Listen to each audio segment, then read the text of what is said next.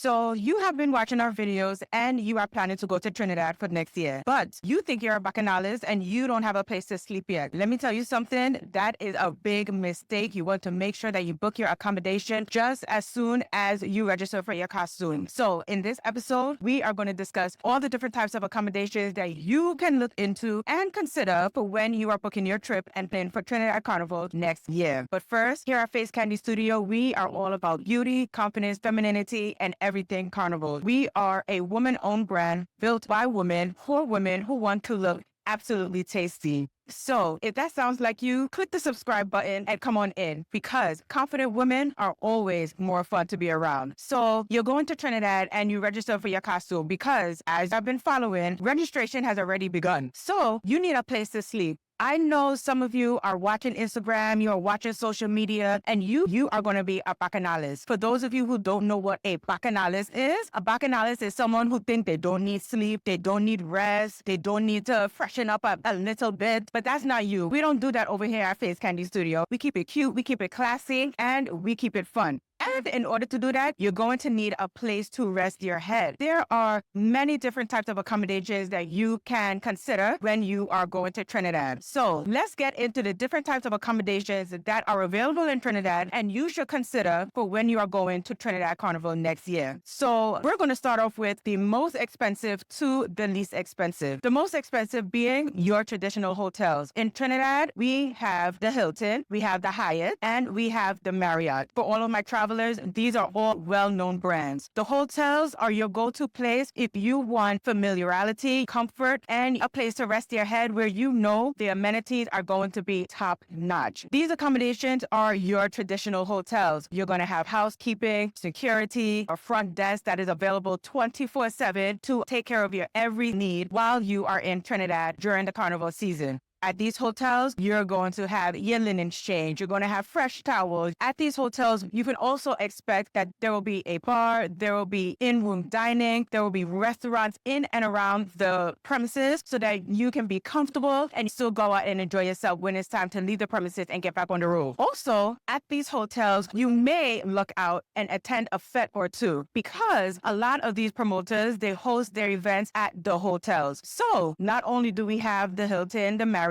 and the Hyatt, we also have some local hotel names that are in and around the area. These hotels are located in the heart of Port of Spain. So you can expect to be close to all the festivities, not miss out. But keep in mind, there is a lot of traffic in and around Port of Spain. So you have to be timely with getting in and out of the hotel. Now, while I talk about all the positives and all the pros that come with staying in a hotel, I have to talk about some cons. The biggest con is that the price for staying in a hotel is astronomical. For the average traveler, the average masquerader, prices are easily running $600, $700, $800 a night per person. So you have to keep that in mind if you are thinking that you want to stay in a hotel. Also, a lot of these hotels, they don't allow for multiple guests to stay in these rooms. So if you are going with a big crowd, keep in mind that you may not be able to stay with your entire posse in one room. 3 of you could sleep in a bed, and if you bring a blow-up mattress or you just need a place to rest your head on the carpet and you're good to go. But these brands have gotten a little savvy these years and they are limiting the amount of guests that can stay in a room. The next type of accommodation that is very common amongst travelers to Trinidad for Carnival is a guest house. A guest house is exactly what it sounds like. It's a house for guests. You could book these on Airbnb, VRBO, on Expedia, Priceline, any of your common booking sites, you can book a guest house.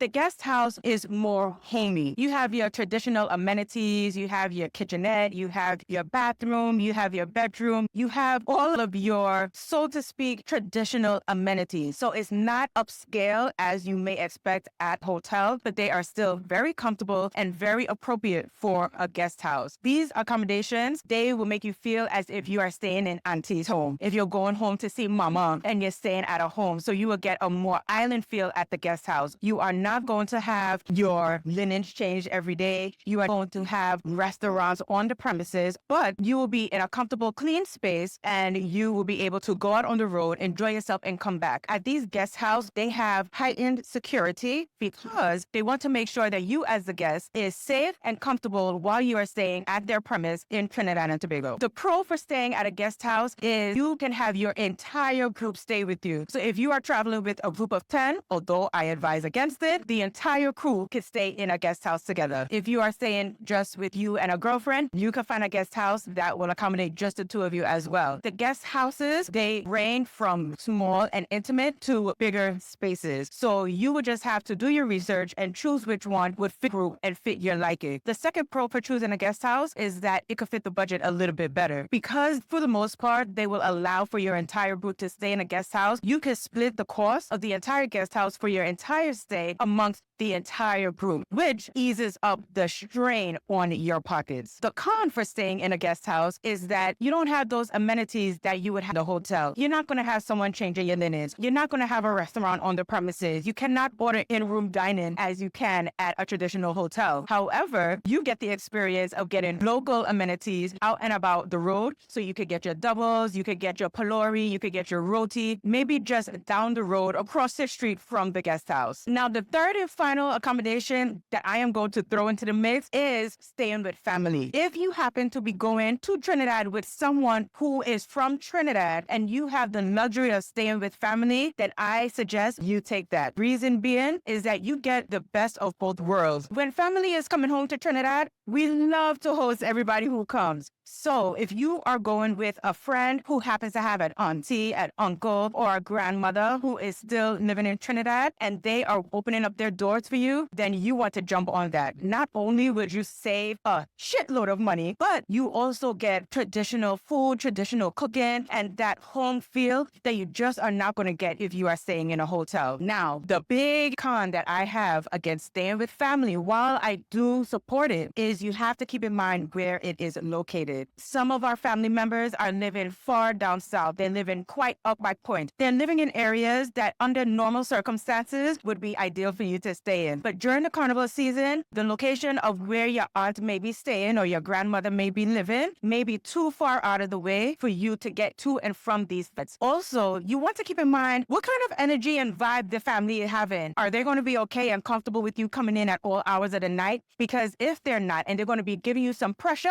then you may want to shell out a little bit more coins and stay in a hotel. Now, which accommodation will be perfect for you? If you don't have any family and you are looking for the extreme comfort and luxury while you are in Trinidad for Carnival, then you want to stay in one of the hotels. You are going to have your every need met. You're not going to have to deal with the pressure of making sure that you have a key to get into the house or contacting a host to make sure that they can unlock and meet you for check-in. Or if you're like, you know what, the hotel spending $600-800 a night per person just either is not my cup of tea or it just does not fit my budget, I got you. You want to get into a guest house. You want to go on these booking sites and you want to book a guest house ASAP because these accommodations, just like the costumes, just like anything else, the tickets, the makeup appointments, they are going to be booked out. And once they're up, they can't do anything for you. You don't want to end up quite south. You don't want to end up anywhere too far out from where the festivities are. So a guest house will be right up your alley if you want something that is more in the middle. And you happen to be traveling with a friend who is from Trinidad and you have the luxury of staying with a family member, then stay with the family member. That will free up your budget to get more pets, to purchase more services, to add more to your costume.